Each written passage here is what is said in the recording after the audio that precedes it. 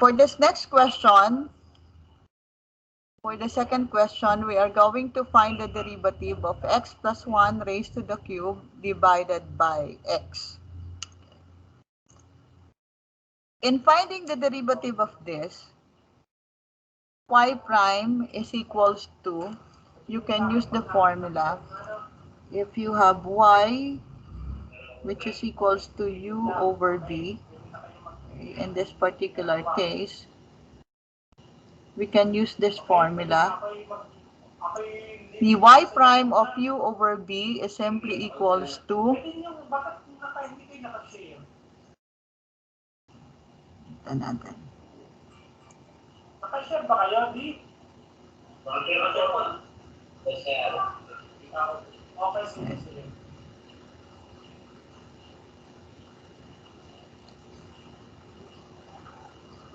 that will be y prime is equals to v du minus u dv all over v squared. If you are going to let, in this particular equation, u is x plus 1 raised to the third power, and v is x. So that means if we are going to determine the derivative of u, that is simply equals to 3 times x plus 1 raised to the second power. And if you are going to determine the derivative of v, that is simply equals to derivative of x is equals to 1. So that means if we are going to determine y prime, that will be equals to v, a value for v is x multiplied by du. Du is 3 times the quantity x plus 1 squared minus, you have v, which is u, which is equals to x plus 1 cube. The value for dv is equals to 1. And then the value for v is x raised to the second power. So that would mean y prime is equals to 3x times x squared plus 2x plus 1. This value of x squared plus 2x plus 1 came from the long method of finding the derivative of finding x plus 1 squared. So let's say, for example, you are going to multiply by itself x plus 1 3 times.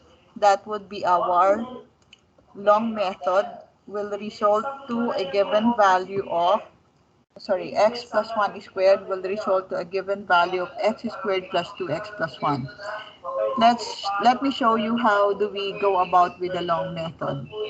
X plus 1 will be multiplied by itself 2 times. X times x, x squared. X times 1 is x. X times 1 is x. 1 times 1 is 1. So you have x squared plus 2x plus 1.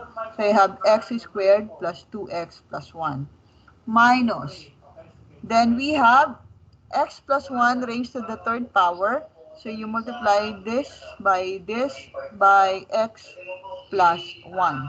So we have multiplied x by 1 by itself 3 times. X times x squared is x cubed plus 2x times x is 2x squared. X times 1 is 1. 1 times x squared, x squared. 1 times 2x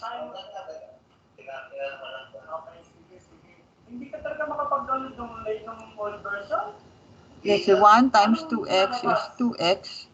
1 times 1 is 1. So we have x cubed plus 2 plus 1, 3x squared.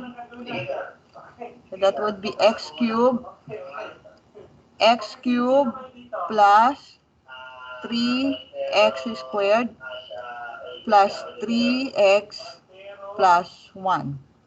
So this is x cubed plus 3x squared plus 3x plus 1 all over x squared. Have x cubed plus 3x plus squared plus 3x plus 1 times 1. So y prime is equals to 3x times x squared is 3x cubed plus 3x times 2x is 6x squared.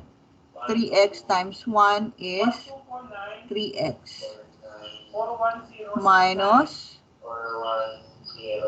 x cubed minus 3x squared minus 3x minus 1 all over x squared.